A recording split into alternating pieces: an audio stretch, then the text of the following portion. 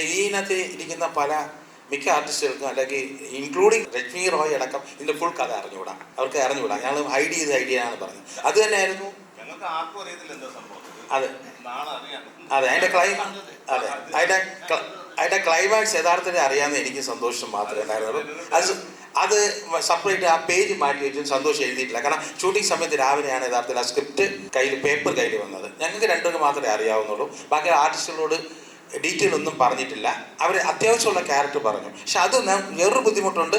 കാരണം ഈ പറഞ്ഞ പോലെ ഫുൾ ഡീറ്റെയിൽ കഥ അവർക്ക് അറിയാത്തത് കൊണ്ട് ആ സീൻ എടുക്കുന്ന സമയത്ത് മാത്രമുള്ള ഈ പറഞ്ഞ പോലെ നമ്മളത് കുറച്ചുകൂടെ ക്ലാരിഫൈ ചെയ്യേണ്ടി വന്നു. ലക്ഷ്മി ചോദിച്ചു ഇവരൊക്കെയാണോ വില്ലന്മാരെന്ന് ചോദിച്ചു.